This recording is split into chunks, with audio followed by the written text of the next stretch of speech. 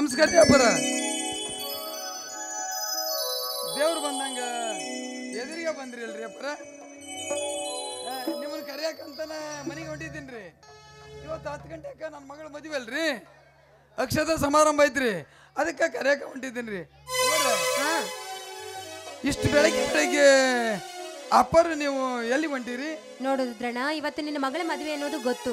ಅದಕ್ಕಾಗಿ ಸೋಮಲಿಂಗೇಶ್ವರ ದೇವಸ್ಥಾನಕ್ಕೆ ಹೋಗಿ ಮಂಗಳಾರತಿ ಮಾಡಿಸ್ಕೊಂಡು ಆ ನಂತರ ನಿನ್ನ ಮನೆಗೆ ಬಂದು ಎಲ್ಲರೂ ಒಟ್ಟಿಗೆ ಸೇರಿ ಮದುವೆ ನಡೆಯೋ ಜಾಗದ ರಾಮಲಿಂಗೇಶ್ವರ ದೇವಸ್ಥಾನ ಅಲ್ಲಿಗೆ ಹೋದ್ರಾಯ್ತು. ಏನಂತೀಯ? ಅಷ್ಟು ಮಾಡ್ರಿ ಅವರ, ಯಾರು ಬೇಡ ಅಂತಾರ? ರುದ್ರ, ಮತ್ತೆ ನಮ್ಮನ್ನ ಕರೆಯುವ ಅವಶ್ಯಕತೆ ಇಲ್ಲ. ನಮ್ಮ ಮನೆಯ ದೇವರ ಅಭಿಷೇಕ ಮಾಡಿದ್ಮೇಲೆ ನಾವು ನೇರವಾಗಿ ಅಲ್ಲಿಗೆ ಬಂದ್ಬಿಡ್ತೇವೆ. ಮದುವೆಗೆ ಬಂದ ಬಂಧುಗಳು ಬಂದಿದ್ದಾರೇನು? ಎಲ್ಲರೂ ಬಂದಾರ್ರಿ ಅಪ್ಪರ. ಎಲ್ಲರೂ ಆ ಕರ್ಬಸನ ಗುಡಿಯಾಗ ಉಳ್ದಾರ್ರಿ. ನೀವು ಬಂದ ನಂತರನ ಮದುಮಗಳನ್ನ ಕರ್ಕೊಂಡು ಹೋಗ್ಬೇಕು ಅಂತ ವಿಚಾರ ಮಾಡೇನ್ರಿ. ಆದಷ್ಟು ಬೇಗ ಬಂದ್ಬಿಡ್ರಿ ಅಪ್ಪರ. ಆಯ್ತು ರುದ್ರ, ಭಾಳ ಅಂದ್ರೆ ಅರ್ಧ ಗಂಟೆ ಇಲ್ಲ ಅಂತ ನೋಡ್ರುದ್ರ. ಮದುವೆ ಅಂದಮೇಲೆ ಸಂತೋಷದಿಂದ ಇರಬೇಕು, ಕೋಪಿಸ್ಕೊಳ್ಬಾರ್ದು ಯಾರ ಮೇಲೂ. ಆಯ್ತಾ? ಮಗಳ ಮದುವೆ ಮಾಡ್ತಾ ಇದೀಯಾ, ತುಂಬಾ ಖುಷಿಯಾಗಿರ್ಬೇಕು. ಆಯ್ತಾ? ಅಪ್ಪರ ನೀವು ಇರ್ತೀರಲ್ರಿ ಅಪ್ಪರ. ದೇವ್ರು ಬಂದಂಗ ನೀವು ಬಂದಿರಿ, ನೀವೇ ಇರ್ತೀರಿ. ಮಹಾಭಾರತ ಯುದ್ಧದಾಗ ಶ್ರೀಕೃಷ್ಣ ಎದುರಿಗೆ ನಿಂತ್ಕೊಂಡು ಎಲ್ಲನೂ ನಡೆಸ್ಕೊಟ್ಟಂಗ ನೀವೇ ನಡೆಸ್ಕೊಡ್ತೀರಿ ಅಪ್ಪರ. ಅಪ್ಪರ ಮಾಂತೆ ಶಬ್ದಣಿ ಯಾಕ ಕಾಣ್ತಾ ಇಲ್ರಿ? ಯಾವಾಗಲೂ ಜೊತೆ ಮ್ಯಾಗ ಇರ್ತಿದ್ರಿ, ಎಲ್ಲಿಗೆ ಹೋಗ್ಯಾರ್ರಿ? ಏನಿಲ್ಲ, ಅವ್ರಿಗೇನೋ ಅರ್ಜೆಂಟ್ ಕೆಲ್ಸವಿದೆ ಅಂತ ಮತ್ತೆ ಊರಿಗೆ ಹೋದ. ಹೋಗಿ ಬಿಡು, ಅವ್ನು ಬಂದ್ರೆ ಏನು ಬಿಟ್ರೆ ನಾವಿಬ್ರಿದ್ದೀವಿ, ಸಾಕಿಲ್ಲ ನಿಂಗ? ಏ ರುದ್ರ, ಅವನ ಬಗ್ಗೆ ನೀವು ತಲೆ ಕೆಡಿಸ್ಕೋಬೇಡ. ಅಪ್ಪರ ನೀವು ನನ್ನ ಮಗಳ ಮದುವೆಗೆ ಬರ್ತವೆ ಅಂತ ಹೇಳಿ ಮಾತು ಕೊಟ್ಟಿರಿ. ಮಾತು ಕೊಟ್ಟ ಮ್ಯಾಗ ನೀವು ನಿಜವಾಗಿ ಬಂದೇ ಬರ್ತೀರಿ ಅನ್ನೋ ಭರವಸೆ ನನಗೈತ್ರಿ. ಬರ್ತೀರಿ. ಆದ್ರೆ ಮಾಂತೇಶ್ ಅಪ್ಪರು ನಿನ್ನ ಮಗಳ ಮದುವೆಗೆ ಖಂಡಿತ ಬರ್ತಾನೆ ಅಂತ ಹೇಳಿ ಹೋದವರು ಇವತ್ತು ಇಲ್ಲ. ಅಂದರೆ ಮಾಂತೇಶ್ ಅಪ್ಪರು ಮಾತಿಗೆ ತಪ್ಪ ಮನುಷ್ಯ ಇದ್ದಂಗೆ ಕಾಣ್ತೈತಲ್ರಿ ಅಪ್ಪರ. ಏ ರುದ್ರ, ಅದ್ರ ಬಗ್ಗೆ ಎಲ್ಲ ನೀನು ಯಾಕೆ ತಲೆ ಕೆಡಿಸ್ಕೊಂತ ಇದ್ದೀಯಾ? ನಾವಿದ್ದೇವಲ್ಲ, ನಾವು ಬರ್ತೇವೆ, ನೀನು ತಲೆ ಕೆಡಿಸ್ಕೋಬೇಡ. ಅವನಿಗೇನೋ ತುಂಬಾ ಬ್ಯುಸಿ ಇದ್ದಾನೆ ಅನಿಸ್ತತಿ. ನಾವಿಬ್ರು ಗಂಡ ಹೆಂಡತಿ ಬಂದ್ಮೇಲೆ ಮಗ ಬಂದಂಗೆ. ಆಯ್ತಾ? ಆಗಲ್ರಿ ನಾವು ಬಂದ್ರೆ ಪಾಡಾಗಲ್ಲ ಅವನಿಗೆ. ಆತ್ರಿ ಅಪ್ಪರ, ನೀವು ಬಂದ್ಬಿಡ್ಬೇಕ್ರಿ.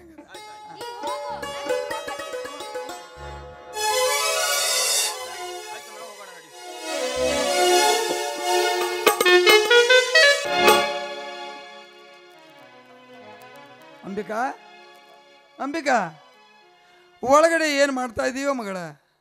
ಎಷ್ಟೊತ್ತಾದವ ನಿನಗೆ ಹೇಳೋಗಿ? ನೀನು ಹೇಳಿ ಹೋಗಿ ಸಾವುಕಾರ ಮನೆಗೆ ಹೋಗಿ ಸಾವುಕಾರನ ಭೇಟಿಯಾಗಿ ಬಂದೆವ, ಇನ್ನೂ ಮುಗಿದಿಲ್ಲ ಏನವ ನಿನ್ನ ಮೇಕಪ್? ಬಾರವ, ಎಷ್ಟವ ಅಲಂಕಾರ ಮಾಡ್ಕೊಳೋದದು ಮಗಳ? ಇದು ನೀನು ಅಲಂಕಾರ ಮಾಡ್ಕೊಳಕತ್ತೀಯಲ್ವ? ಇದು ನಿನ್ನ ಜೀವನದಾಗ ಕೊನೆಯ ಅಲಂಕಾರವನವ. ದಡ್ಡಿ, ದಿವಸ ಬೆಳಗಾದ್ರೆ ಮುಖ ತೊಳಿಬೇಕು, ಮೇಕಪ್ ಮಾಡ್ಕೋಬೇಕು. ಹೆಣ್ಣಿಗೆ ಇನ್ನೊಂದು ಹೆಸರ ಮೇಕಪ್ ಅವ, ಅಲಂಕಾರ ಮಗ. ಬಾರವ, ಎಷ್ಟೊತ್ತದ? ನಿನಗಾಗಿ ನಿನ್ನ ಗೆಳತಿಯರು ದೇವಸ್ಥಾನದಾಗ ಕಾಯಕತ್ತಾರವ. ಬೆಂಗಳೂರಿಂದ ತೃಪ್ತಿ ಬಂದಾಳ, ಲಿಖಿತ ಬಂದಾಳ, ಪ್ರೇಕ್ಷಾ ಬಂದಾಳ, ಮನ್ವಿತಾ ಬಂದಾಳ, ಪೂಜಾ ಬಂದಾಳ, ಎಲ್ಲರೂ ಬಂದಾರವ. ಬಾರ ಮಗಳ. ಎಷ್ಟೊತ್ತಾತ್ ನೋಡ್ರಿ ಅಪ್ಪರ, ನಾನು ಇಲ್ಲಿ ಕರಿತೀನಿ, ನನ್ನ ಮಗಳು ಬರ್ತಾನೆ ಇಲ್ಲ. ಒಳಗಡೆ ಏನು ಮಾಡಕತ್ತಿರ್ಬೇಕು ಹಂಗಾರ?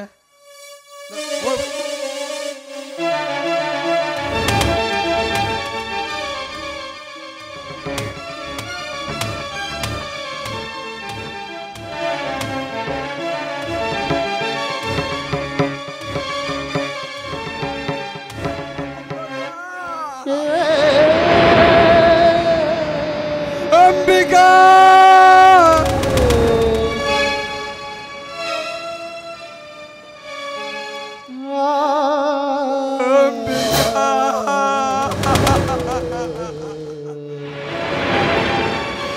ಯಾಕವ್ವ ಆತ್ಮಹತ್ಯೆ ಮಾಡಿಕೊಂಡಿ? ಆತ್ಮಹತ್ಯೆ ಮಾಡಿಕೊಳ್ಳುವ ಆಪತ್ತಾದ್ರೂ ಏನು ಬಂದಿತ್ತು ಮಗಳ?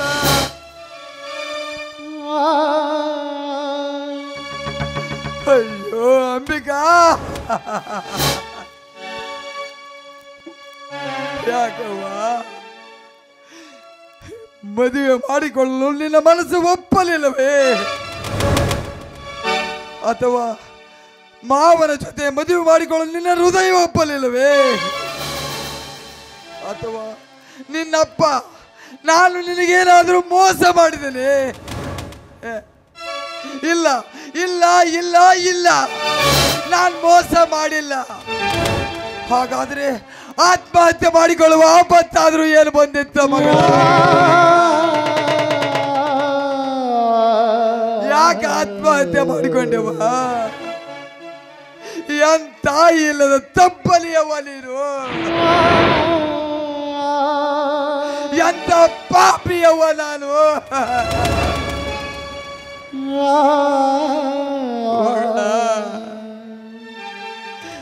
ನಿನ್ನೆ ರಾತ್ರಿ ಮಲಗುವಾಗ ಮಧ್ಯರಾತ್ರಿವರೆಗೆ ಮಾತಾಡಿ ಹೇಳಿದ್ದಲ್ವಾ, ಅಪ್ಪ ನಾಳೆ ನಾನಿರಲ್ಲ, ಬಹುದೂರ ಹೋಗ್ಬಿಡ್ತೇನೆ, ನೀನೊಬ್ಬನೇ ಅಪ್ಪ, ನಿನ್ನ ಆರೋಗ್ಯ ಚಂದಾಗಿ ನೋಡ್ಕ, ನೀ ಚಂದಾಗಿರ್ಬೇಕು ಅಂತ ನನಗೆ ಹೇಳಿದ್ದಲ್ಲ ಮಗಳೇ.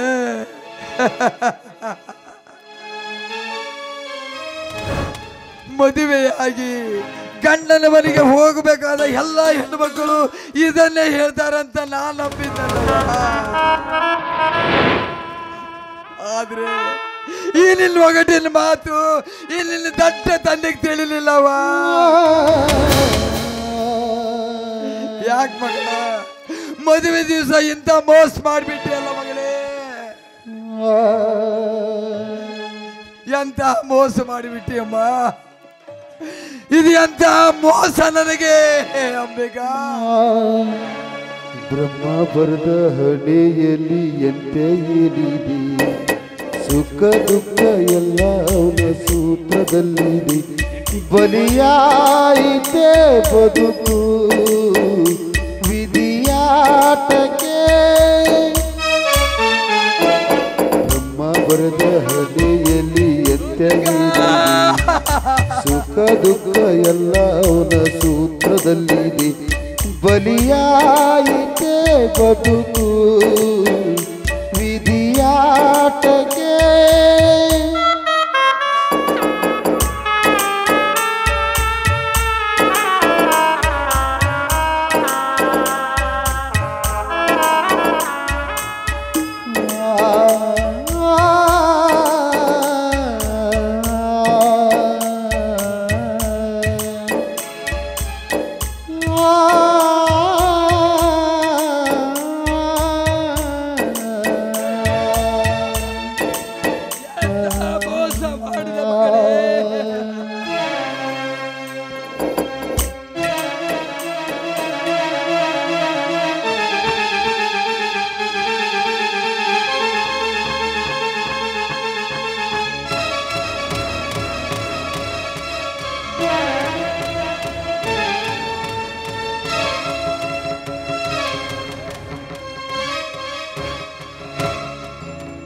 ಪ್ರೀತಿಯ ಹೆತ್ತಪ್ಪನಾದ ರುದ್ರಪ್ಪನಿಗೆ ನಿಮ್ಮ ಮುದ್ದು ಮಗಳ ಅಂಬಿಕಾ ತಿಳಿಸುವುದೇನೆಂದರೆ, ಹೆತ್ತ ತಾಯಿ ತೀರಿ ಹೋದ್ಮೇಲೆ ನನ್ನನ್ನು ಮುದ್ದಾಗಿ ಬೆಳೆಸಿದ್ರಿ ಅಪ್ಪ, ನನಗೆ ವಿದ್ಯಾಭ್ಯಾಸನೂ ಕಲಿಸಿದ್ರಿ, ನನ್ನ ಒಪ್ಪಿಗೆಯಂತೆ ನನ್ನ ಪ್ರಿಯತಮನೊಂದಿಗೆ ಮದುವೆ ಮಾಡಲು ಮುಂದಾದ್ರಿ ಅಪ್ಪ. ಈ ಉಪಕಾರವನ್ನು ನಾನು ಯಾವತ್ತೂ ಮರೆಯಲಾರೆ. ಆದರೆ ಮದುವೆಯ ಮೊದಲ ದಿವಸ ನನ್ನ ಜೀವನದಲ್ಲಿ ನಡೆಯಲಾರದೆ ಒಂದು ಘಟನೆ ನಡೆದು ಹೋಯಿತು ಅಪ್ಪ. ಅಪ್ಪ, ಮನೆಯಲ್ಲಿ ನೀವು ಯಾರೂ ಇರಲಿಲ್ಲ. ಯಾರು ಇಲ್ಲದ ಸಮಯದಲ್ಲಿ ಈ ಊರಿನ ನ್ಯಾಯಾಧೀಶ ಅನಿಸಿಕೊಂಡಿರುವ ಆ ಧನರಾಜ ದಣಿಯ ಮಗ ಮಹಾಂತೇಶ ನಮ್ಮ ಮನೆಗೆ ಬಂದು ಕಾಮದ ಕೆಟ್ಟ ವಿಚಾರದಲ್ಲಿ ಶೀಲವೆಂಬ ಹಾಲಿನಲ್ಲಿ ಕಾಮವೆಂಬ ಹುಳಿಯನ್ನು ಹಿಂಡಿದ ಅಪ್ಪ. ಅಪ್ಪ, ಅದಕ್ಕೆ ಈ ಅಪವಿತ್ರವಾದ ದೇಹವನ್ನು ಮತ್ತೊಬ್ಬರಿಗೂ ಅರ್ಪಿಸುವುದು ಮಹಾಪಾಪವೆಂದು ತಿಳಿದು ಇಂದು ಬೆಳಗ್ಗೆ ನಾನು ಆತ್ಮಹತ್ಯೆ ಮಾಡಿಕೊಂಡಿದ್ದೀನಿ ಅಪ್ಪ. ಅಪ್ಪ, ಇದು ತಪ್ಪೆಂದು ನೀವು ಭಾವಿಸಿದ್ರೆ ದಯವಿಟ್ಟು ನನ್ನನ್ನು ಕ್ಷಮಿಸಿ ಅಪ್ಪ. ಇಂತಿ ನಿಮ್ಮ ಮಗಳು ಅಂಬಿಕಾ.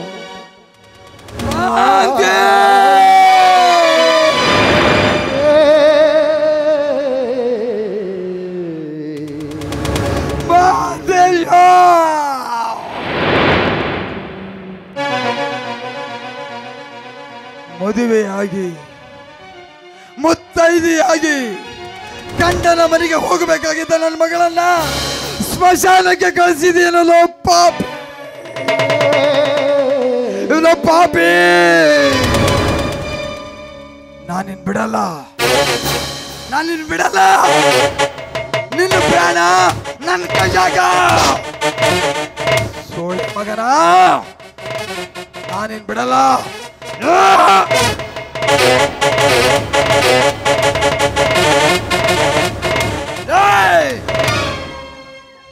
ತಾಯಿ ಹೊಟ್ಟೆಯಾಗ ಹೊಕ್ಕಂಡ್ರು ನಾನು ತಾಯಿ ಹೊಟ್ಟೆನ ಬಗದು ನಿನಗೆ ಕಡ್ದು ಹಾಕ್ಬಿಡ್ತಾನೋ.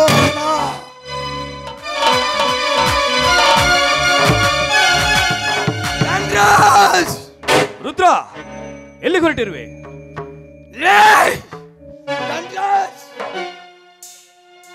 ಮುಂದೆ ಒಂದು ಹೆಜ್ಜೆ ಇಟ್ಟಿದ್ರ ನಿನ್ನ ಕಾಲ ಕಡ್ದು ಹಾಕ್ಬಿಡ್ತೇನು. ನೀವು ಮದುವೆಗೆ ಬರುವ ಮಾನವರಲ್ಲೋ, ನೀವು ಮಾನವರನ್ನೇ ತಿಂದು ತೇಗುವ ನರ ರಾಕ್ಷಸರು. ಏ ರುದ್ರ, ಏನಾಗಿದೆ ನಿನಗೆ? ಮಗಳ ಮದುವೆಗೆ ಬಂದ್ರೆ ನಮಗೆ ಅಪಮಾನ ಮಾಡ್ತಾ ಇದೀಯಾ? ಏನಾಗಿದೆ ನಿನಗೆ? ನನ್ ಕಂಡ್ರೆ ಹೆದರಿ ಮಾರುದ್ದ ನಿಲ್ಬೇಕಾದವನು ನನಗೆ ಮನ ಬಂದಂತೆ ಮಾತಾಡ್ತಿದ್ಯಾ? ಏನಾಗಿದೆ ನಿನಗೆ? ಹುಚ್ಚು ಹಿಡ್ದತ್ತು ನನಗೆ, ಹುಚ್ಚು ಹಿಡ್ದತೆ.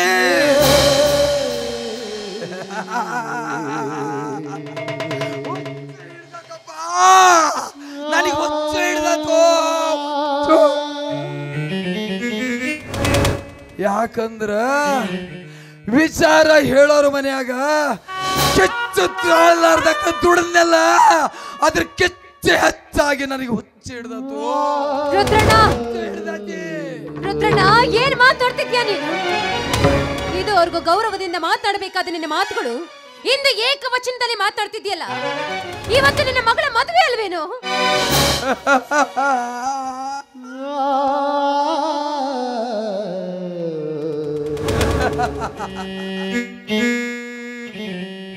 ಮದುವೆ ಮದುವೆ ಅನ್ನುವುದು ಶ್ರೀಮಂತರ ಮಕ್ಕಳಿಗಷ್ಟೇ ಅಲ್ಲವೇ ತಾಯಿ? ಬಡವರ ಮಕ್ಕಳಿಗೆ ಶ್ರೀಮಂತರ ಅಟ್ಟಹಾಸವೇ ಗತಿಯಲ್ಲವೇ?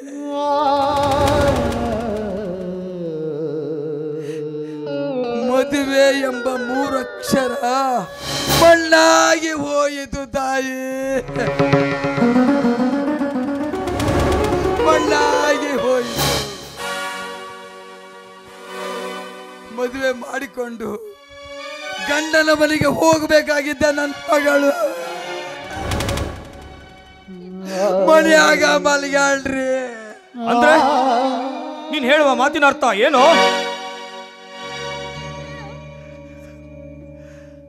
ಅಪ್ಪರ, ನನ್ನ ಮಗಳು ಮದುಮಗಳಾಗಿ ತಾಳಿ ಕಟ್ಟಿಸಿಕೊಂಡು ಮುತ್ತೈದೆಯಾಗಿ ಗಂಡನವರಿಗೆ ಹೋಗ್ಬೇಕಾಗಿದ್ದ ನನ್ನ ಮಗಳು. ನಿನ್ ಮಗಳು ಏನಾಗಿದ ನಿನ್ನ ಮಗಳಿಗೆ? ನನ್ನ ಮಗಳು ಆತ್ಮಹತ್ಯೆ ಮಾಡಿಕೊಂಡ್ರಿ.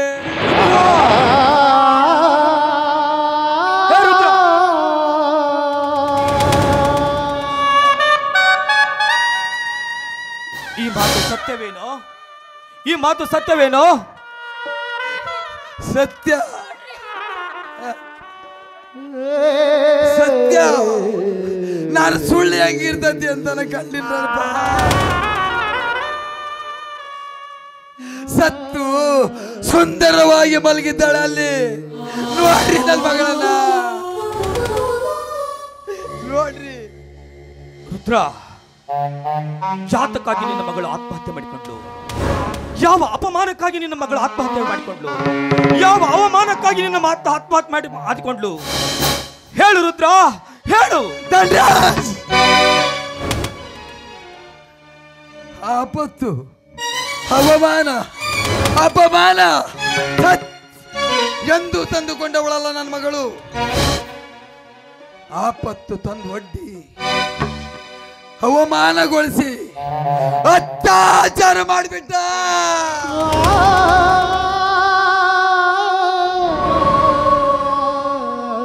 ಹೇಳು ರುದ್ರ, ಹೇಳು, ಅವ್ರು ಯಾರು ಅಂತ ಹೇಳು ರುದ್ರ. ರುದ್ರ, ಯಾರು ನಿನ್ನ ಮಗಳನ್ನ ಕೊಲೆ ಮಾಡಿದವನು? ಯಾರು ಆ ಕುಲಘಾತಕ? ಹೇಳು ರುದ್ರ, ಹೇಳು. ಆ ಕೊಲೆಘಾತಕ ಯಾರು ಬೇರೆ ಯಾರು ಅಲ್ಲದಡಿ,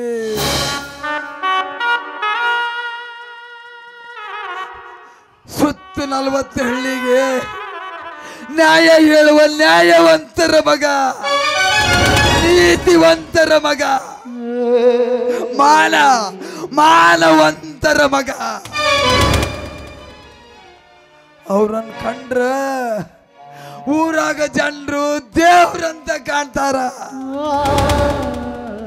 ಅವ್ರ ಸುತ್ತ 40 ಹಳ್ಳಿಯಾಗ ನಡೆದಾಡೋ ದೇವ್ರು ಅಂತ ಹೆಸರಾಗ್ಯಾರ. ಅಂತವರ ಮಗ, ನಿನ್ನ ಉದರದಲ್ಲಿ ಹುಟ್ಟಿದ ನಿನ್ನ ಮಗ, ನಿನ್ನ ಮಗ ಮಾತೇಶ. ರುದ್ರ,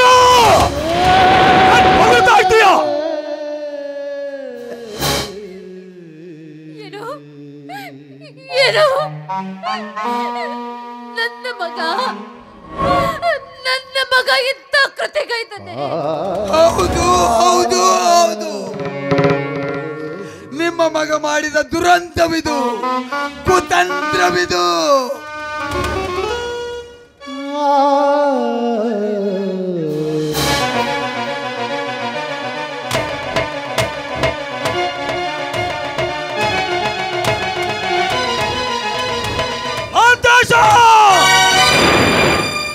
ಶಿವಶರಣರ ಮಠದಲ್ಲಿ ಬೆಳೆದ ಗಿಳಿ ಅಂತ ನಾನು ತಿಳಿದಿದ್ದೆ.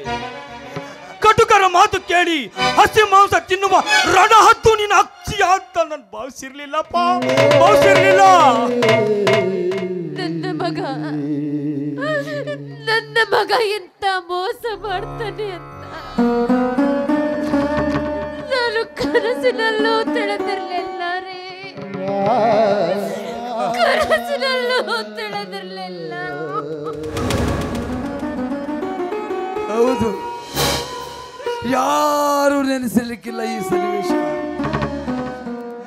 ಇದು ನಾಟಕದ ಒಂದು ಸನ್ನಿವೇಶ ಅಲ್ಲ, ನನ್ನ ಕೆಟ್ಟ ಹಣೆ ಬರದ ಒಂದು ವೇಷ. ನೋಡಿ, ನನ್ನ ಮಗಳ ಹೆಣ ನೋಡಿ, ನನ್ನ ಕೆಟ್ಟ ಹಣೆ ಬರದ. ಮನಸ್ಸಿಗೆ ಸಂತೋಷ ಪಡಿಸಿಕೊಳ್ಳಿ. ಕನಸನ್ನ ನನಸು ಮಾಡಿಕೊಂಡು ಹೋದವನು ಇಲ್ಲಿಲ್ಲ. ಈಗ ಉಳಿದವರು ನೀವಿಬ್ಬರು ಮಾತ್ರ. ಆ ರಾಕ್ಷಸರಂತ ಮಗನಿಗೆ ಜನ್ಮ ನೀಡಿದ ಜನ್ಮದಾತರು ನೀವು, ತಂದೆ ತಾಯಿಗಳು ನೀವು. ನೋಡ್ರಿ, ನನ್ನ ಮಗಳ ಹಣ ನೋಡಿ, ನನ್ನ ಕೆಟ್ಟ ಹಣೆ ಬರ ನೋಡಿ. ಸಂತೋಷ ಪಡಿಸಿಕೊಳ್ಳಿ. ಮನಸ್ಸಿಗೆ ತೃಪ್ತಿಯಾಗುವವರೆಗೂ ನೋಡಿ. ಯಾಕಂದ್ರ ಮುಂದೆ ನಿಮ್ಮ ಜೀವನದಾಗ ಇಂಥ ಸನ್ನಿವೇಶ ಯಾವತ್ತೂ ಬರ್ಲಿಕ್ಕಿಲ್ಲ. ನೋಡಿ, ಸಂತೋಷ ಪಡಿಸಿಕೊಳ್ಳಿ.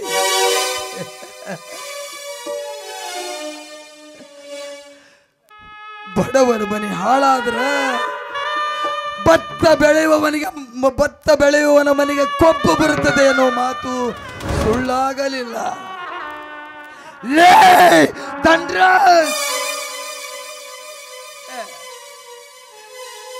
ನಿನಗೆ ಏಕವಚನದಲ್ಲಿ ಮಾತಾಡಿದ್ರೆ ಅಪಮಾನ ಆಗ್ಬಹುದಲ್ಲ? ಆಗ್ಬಹುದಪ್ಪ. ಯಾಕಂದ್ರೆ ನೀವು ಮಾನವಂತರ ಮನೆತನದಲ್ಲಿ ಬೆಳೆದ ಮುತ್ತುಗಳು, ಮುತ್ತುಗಳು ನೀವು. ನಿಮ್ಮ ಮದುವೆ ಆಗಿ 6 ವರ್ಷ ಕಳೆದ್ರು ನಿಮ್ಮ ಹೊಟ್ಟಾಗ ಒಂದು ಮಗು ಹುಟ್ಟಲಿಲ್ಲ. ನಿಮ್ಮ ಹೊಟ್ಟಾಗ ಒಂದು ಮಗು ಹುಟ್ಲಿ ಅಂತ ನಾನು ಕಂಡ ದೇವರಿಗೆ ಕಾಲಿ ಬಿದ್ದೆ, ಕೈ ಮುಗಿದಿದ್ದೆ. ಆದ್ರೆ ನಿಮ್ಮ ಮಗ ನಂಬಿದವರ ಕೊತ್ತಿಗೆ ಕತ್ತರಿಸಿ ಬಿಟ್ಟ. ಹಾಲೆರೆದವರಿಗೆ ವಿಷ ಕೊಟ್ಟ ಕೊಟ್ಟು ಹೋದ. ಧನ್ರಾಜ್ ಕೊಟ್ಟವರ ಮಗನಂದು ಎತ್ತಿಕೊಂಡೆ, ಎದಿಗ ಉಚ್ಚಿಕೊಂಡೆ. ನಿಮ್ಮ ಮಗ ನನ್ನ ಎದಿಗೆ ಒತ್ತು ಹೋದ.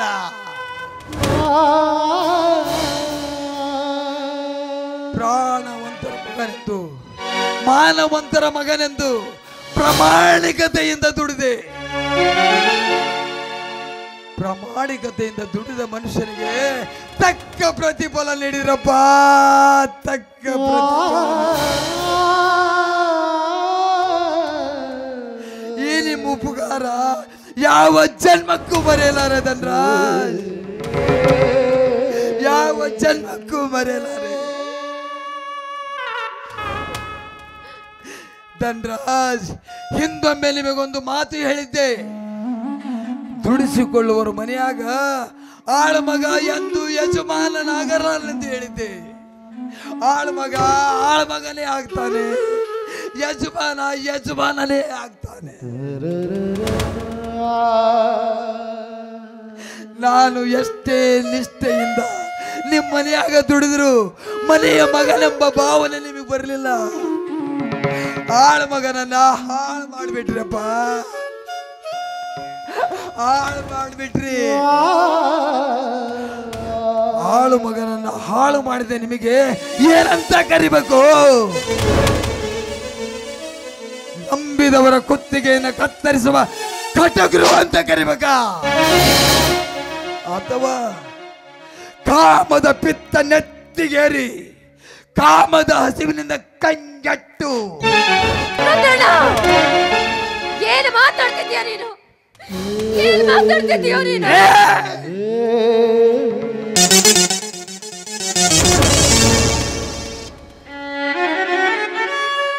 ಮಾತಾಡಬೇಡ. ಯಾಕವ್ವ ಮಾತಾಡಿದ್ರೆ ಬಡವ್ರ ಮಕ್ಕಳು ಅಂತಂದ್ರೆ ಆಟ ಆಡಿ ಬೀಸೊಯ್ಯುವ ಮಣ್ಣು ಅಂತ ತಿಳ್ಕೊಂಡಿರ ನಾವು.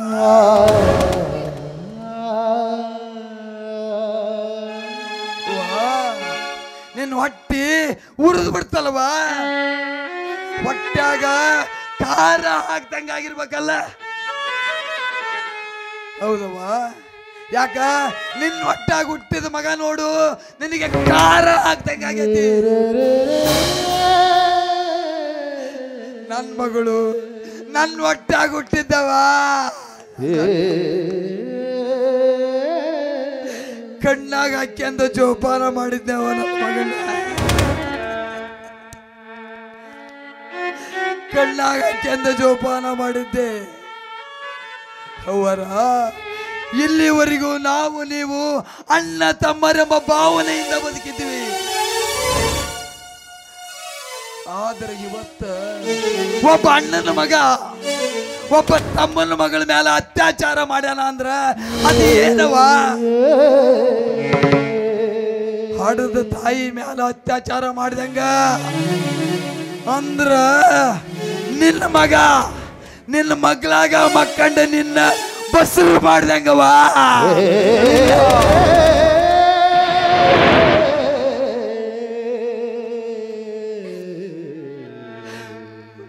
ಒಂದು ಹೆಣ್ಣಿನ ನೋವ ಹೆಣ್ಣು ಅರ್ಥ ಮಾಡ್ಕೊಂತತಿ ಅಂತ ಹೇಳ್ತಾರ.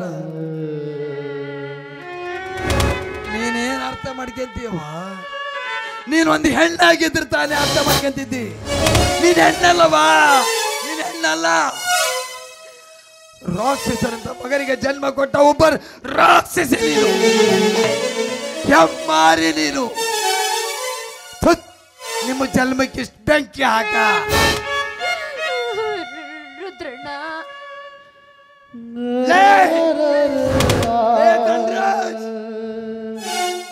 ಯಾಕೋ ಮಾತಾಡ್ತಾ ಇಲ್ಲ?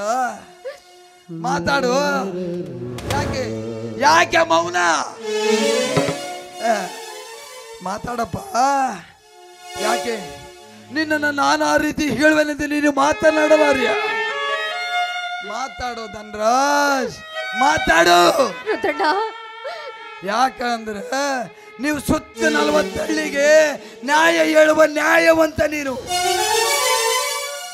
ನೀತಿವಂತ ನೀನು, ಮಾನವಂತ ನೀನು. ಮಾತಾಡು, ಮಾತನಾಡುವ ನಾಲಿಗೆ ನಾಚಿಕೊಂಡು ಹೋದ, ಅಥವಾ ಮಾತನಾಡುವ ಧೈರ್ಯ ಹೆದರಿಕೊಂಡು ಹೋದ, ಅಥವಾ ಮಾತನಾಡುವ ಧೈರ್ಯ ಮಾತನಾಡುವ ರೀತಿ ತಪ್ಪಿ ಹೋಯ್ತಾ? ಮಾತಾಡುದನ್ರ ಮಾತಾಡು. ರುದ್ರಣ್ಣ, ನಿನಗೆ ಕೈ ಮುಗಿದು ಬೇಡ್ಕೊಳ್ತೀನಿ, ದಯವಿಟ್ಟು ರೀತಿ ಮನನುಯುವಂತ ಮಾತುಗಳನ್ನ ಆಡ್ಬೇಡ, ಮನನುಯುವಂತ ಮಾತುಗಳನ್ನ ಆಡ್ಬೇಡ. ಮಹಾದೇವಿ, ದಯವಿಟ್ಟು ನೀನು ಮೌನವಾಗಿ ನಿಲ್ಲು. ಮಾತಾಡು ರುದ್ರ, ಮಾತಾಡು. ನಿನ್ ಮನಸ್ಸಿಗೆ ಏನ್ ತಿಳಿತಿದೋ ಅದನ್ನ ಮಾತಾಡು. ಯಾಕಂದ್ರ ಹೆತ್ತ ಮಕ್ಕಳನ್ನ ಕಳ್ಕೊಂಡು ನೋವು ಹೆತ್ತವರಿಗೆ ಮಾತ್ರ ಗೊತ್ತಾಗುತ್ತೆ, ಕುಂತೋಡವ್ರಿಗೆ ಏನ್ ಗೊತ್ತಾಗುತ್ತೆ? ಮಾತಾಡು ರುದ್ರ, ಮಾತಾಡು. ಮಾದೇವಿ, ನಮ್ಮಗ ತಪ್ಪು ಮಾಡ್ಬಿಟ್ಟ. ಮಾದೇವಿ, ನಮ್ಮಗ ತಪ್ಪು ಮಾಡ್ಬಿಟ್ಟ. ತಪ್ಪು ಯಾರೇ ಮಾಡ್ಲಿ, ತಪ್ಪು ತಪ್ಪೇ. ತಪ್ಪು ಮಾಡಿದವ್ರಿಗೆ ಶಿಕ್ಷೆ ಆಗ್ಲೇಬೇಕು. ಮಾದೇವಿ,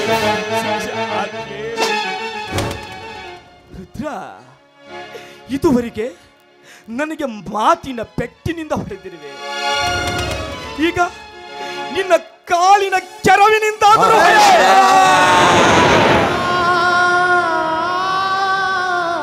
ನಾನು ಒಪ್ಕೊಳ್ತೀನಿ. ಯಾಕಂದ್ರೆ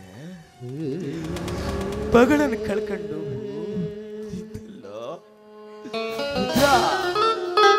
ನೀನೇನೇ ಮಾಡಿದ್ರು ಕಳೆದೋದ್ ಪಾನ ಮಗಳ ಪ್ರಾಣ ಮರಳಿ ಬರಲಾರದು ರುದ್ರ, ಮರಳಿ ಬರಲಾರದು.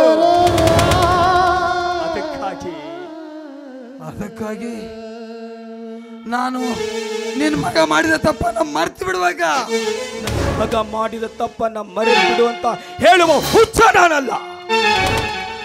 ಜಚ್ರ ತಪ್ಪಿ ನನ್ನ ಮಗ ಮಾಡಿದ ತಪ್ಪಿಗೆ ಶಿಕ್ಷೆ ಕೊಡಲು ನನಗೆ ಅದು ನಿನ್ನಿಂದ ಆಗ್ಬಾರ್ದು. ಯಾಕಂದ್ರೆ ಸುತ್ತ 40 ಹಳ್ಳಿಗಳಲ್ಲಿ 106 ಜನರಿಗೆ ನ್ಯಾಯ ಮಾಡಿದ ನಾನು ನನ್ನ ಮಗನಿಗೆ ಶಿಕ್ಷೆ ಕೊಡ್ಲಿಲ್ಲ ಅಂದ್ರೆ ನನ್ನ ಅಂತರಾತ್ಮ ಒಪ್ಪೋದಿಲ್ಲಪ್ಪ, ನನ್ನ ಅಂತರಾತ್ಮ ಒಪ್ಪೋದಿಲ್ಲ. ಅದಕ್ಕಾಗಿ ನಿನ್ನ ಹತ್ರ ಒಂದು ಭಿಕ್ಷೆ ಬಿಡ್ತಾ ಇದ್ದೀನಿ.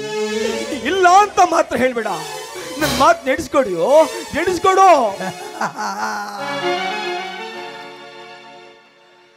ಭಿಕ್ಷೆ ಕೇಳ್ತೀರ ನನ್ನ ಅಪ್ಪರ?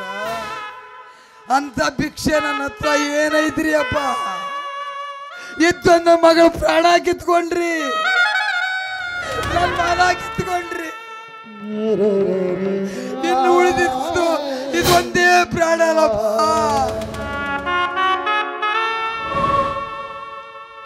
ಇದು ಒಂದು ಕಿತ್ಕೊಂಡ್ಬಿಡ್ರಿ. ಏನ್ ಕೇಳ್ತೀರ ಕೇಳ್ರಿ ಅಪ್ಪ, ಏನ್ ಕೇಳ್ತೀರ ಕೇಳ್ರಿ.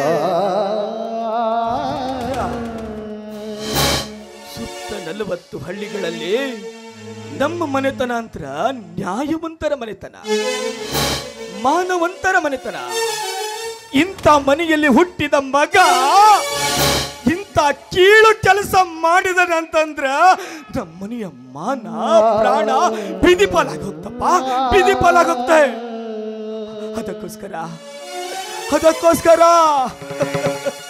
ಅದಕ್ಕೋಸ್ಕರ ನಾನೇನ್ ಮಾಡ್ಬೇಕ್ರಿ? ನಾನೇನ್ ಮಾಡ್ಬೇಕು? ನಿನ್ನ ಹತ್ರ ಒಂದೇ ಒಂದು ಮಾತು, ನಿನ್ ಮಗಳ ಸಾವಿಗೆ ನನ್ನ ಮಗ ಕಾರಣ ಅಂತ ಮಾತ್ರ ಯಾವತ್ತು ಯಾರ ಮುಂದೆಯೂ ಹೇಳ್ಬೇಡಪ್ಪ.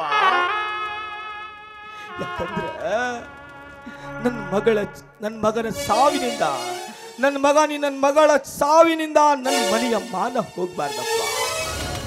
ನನ್ನ ಮನೆಯ ಮಾನ ಉಳಿಸುವಂತ ನಿನಗೆ ಕೈ ಬಿಡದು ಕೇಳ್ಕೊಳ್ತಾ ಇದ್ದೇನೆ, ಕೈ ಮುಗಿದು ಕೇಳ್ಕೊಳ್ತಾ ಇದ್ದೇನೆ. ನಿನಗೆ ಕರುಣೆ ಬರಿಲ್ಲ ಅಂದ್ರೆ ನಿನಗೆ ಕಾಲಿಗೆ ಬಿದ್ದು ಕೇಳ್ತಾನೆ ಕಾಣೋ.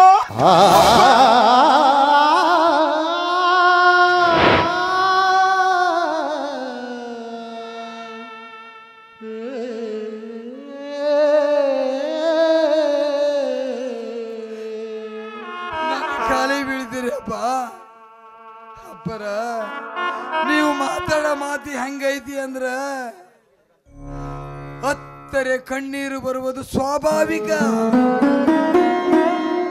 ಆದ್ರೆ ನೀವು ಹೇಳೋ ಮಾತು ಹತ್ತರೆ ಕಣ್ಣೀರು ಬರದಂತೆ ಅಳು ಎನ್ನುವಂತಿದೆ ನಿಮ್ಮ ಮಾತಿನ ಅರ್ಥ. ರುದ್ರ, ಇದು ಅನಿವಾರ್ಯ ಕಣೋ. ದೀಪ ಕೈ ಸುಟ್ಟ ಮಾತ್ರಕ್ಕೆ, ದೀಪದ ಮೇಲಿನ ಕೋಪಕ್ಕೆ ಪಣತೆಯನ್ನು ಒಡೆಯಬಾರ್ದು ರುದ್ರ, ಪಣತೆಯನ್ನು ಒಡೆಯಬಾರ್ದು. ಹೌದು ರುದ್ರಣ್ಣ, ಹೌದು. ಮಗ ಮಾಡಿದ ತಪ್ಪಿಗಾಗಿ ಈ ಮಾನವಂತರ ಮನತನಕ್ಕೆ ಕುಂದು ತರಬೇಡಣ್ಣ, ಕುಂದು ತರಬೇಡ. ನೀನು ಕೂಡ ಆ ಮನೆಯಲ್ಲಿ ತಿಂದು ಬೆಳೆದಿದ್ದೀಯ. ಇದೊಂದು ನಿನ್ನ ಹೊರೆ ಅಂತ ಹೊರಿಸಿದ್ದೇವೆ. ಈ ಭಾರವನ್ನ ಹೊತ್ತು ಬೇಡಣ್ಣ.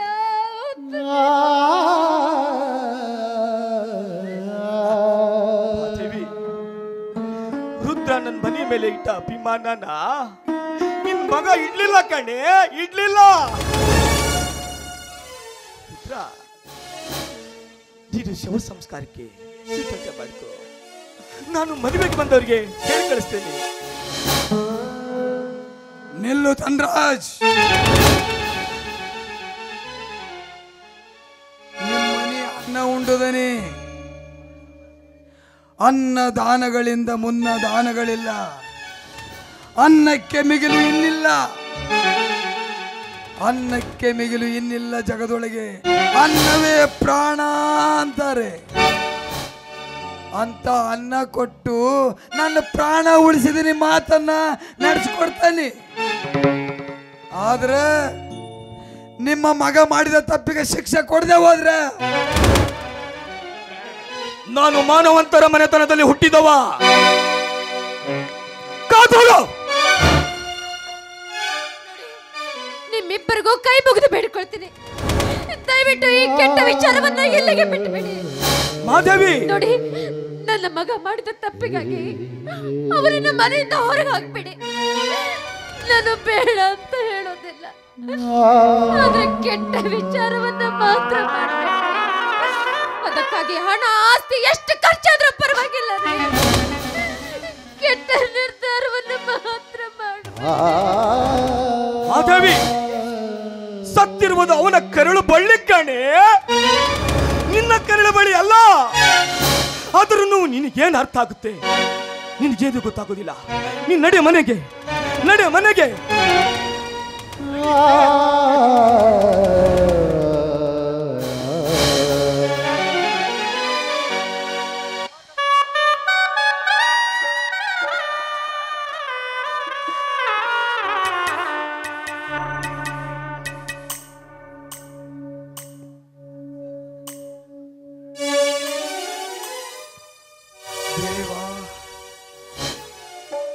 ಕರಿಬಸವೇಶ, ಎಷ್ಟೊಂದು ಚಿತ್ರ ವಿಚಿತ್ರವಾಗಿ ಬರೆದಿರುವಿಯಪ್ಪ ನನ್ನ ಹಣೆ ಬರವಲ್ಲ. ಅಪ್ಪ, ನನಗೆ ಕಷ್ಟಗಳನ್ನು ಕೊಡಲು ನಿನ್ನಲ್ಲಿ ಕಷ್ಟಗಳಿವೆಯ? ಇಲ್ಲ, ನಿನ್ನಲ್ಲಿ ಕಷ್ಟಗಳೇ ಇಲ್ಲ. ನನಗೆ ಕೊಡಲು ನಿನ್ನಲ್ಲಿ ಕಷ್ಟಗಳಿಲ್ಲ.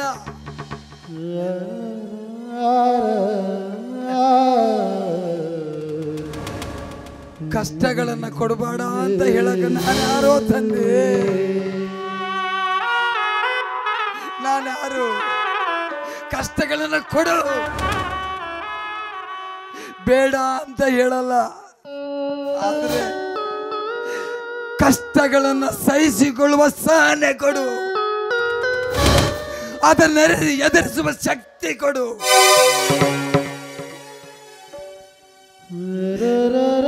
ಕರಿಬಸವೇಶ, ಬ್ರಹ್ಮನ ಜೊತೆಗೂಡಿ ನೀ ಬರೆದಿರುವ ನನ್ನ ಹಣೆ ಬರಹಕ್ಕೆ ಮೆಚ್ಚಿದನಪ್ಪ,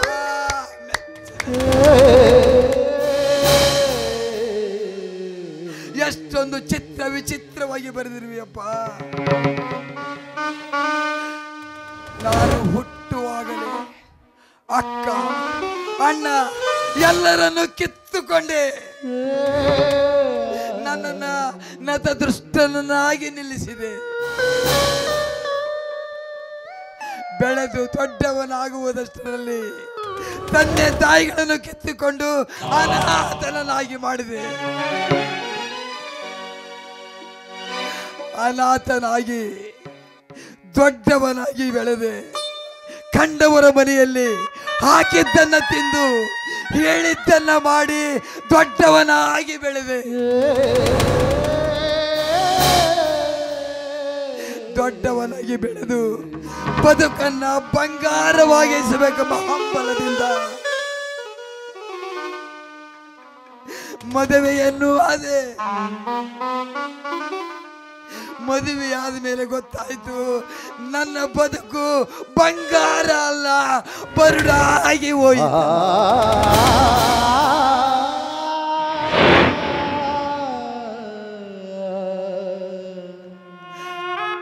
ನನ್ನ ಈ ಕೆಟ್ಟ ಹಣೆಬರವೋ, ಮಗಳ ಈ ದುರದೃಷ್ಟವೋ, ಮಗಳನ್ನ ಕೊಟ್ಟು ಹೆಂಡತಿಯನ್ನ ಕಿತ್ತಿಕೊಂಡು ನನ್ನನ್ನ ಏಕಾಂಗಿಯಾಗಿ ನಿಲ್ಲಿಸಿದೆ. ಈಗ ಮಗಳನ್ನ ಶ್ರೀಮಂತರ ಅಟ್ಟಹಾಸಕ್ಕೆ ಬಲಿಯಾಗಿರಿಸಿ ಮಗಳನ್ನು ಕಿತ್ತುಕೊಂಡು ನನ್ನನ್ನು ಏಕಾಂಗಿಯಾಗಿ ಮಾಡಿದೆ.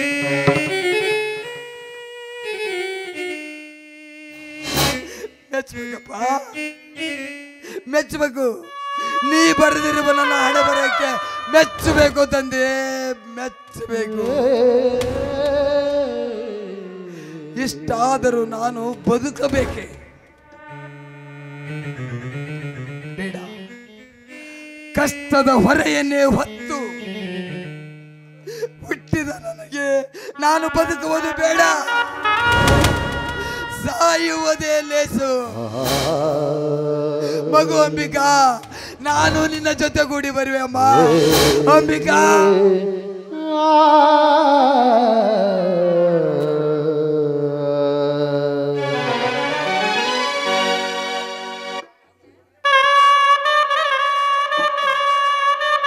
ನಿನ್ನ ಪಯಣ ಹೇಳಲಾಗದ ಮಾತಿನಲ್ಲಿ, ಹೇಳಲಾಗದ ಜಾಗದಲ್ಲಿ ಬಚ್ಚಿಟ್ಟು ಬಿಟ್ಟಿತಲ್ಲೋ ಕಂದ. ವಿಧಿಯಲೋ ನಿನ್ನ, ವಿಧಿಯಲೋ ನಿನ್ನ, ಮರಳಿ ಬಾರದೂರಿಗೆ ನಿನ್ನ ಪಯಣ, ಮರಳಿ ಬಾರದೂರಿಗೆ ನಿನ್ನ ಪಯಣ.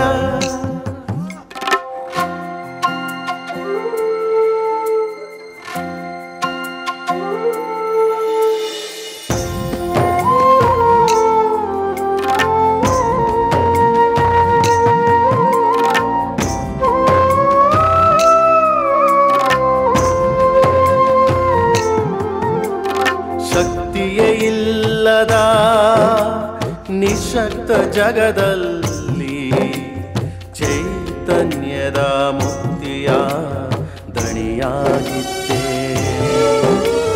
ಶಕ್ತಿಯೇ ಇಲ್ಲದ ನಿಶಕ್ತ ಜಗದಲ್ಲಿ ಚೈತನ್ಯದ ಮುಕ್ತಿಯ ದಣಿಯಾಗಿದ್ದೆ. ಸಾವಿರಾರು ಮಗಳು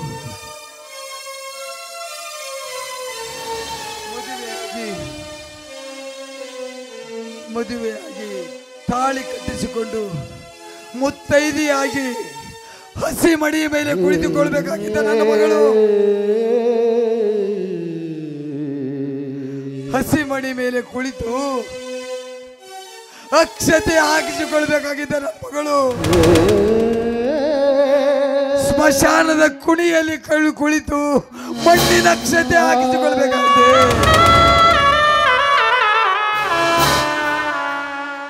ಮಣ್ಣಿನ ಅಕ್ಷತೆ ಹಾಕಿಸಿಕೊಳ್ಬೇಕಾಯ್ತೆ.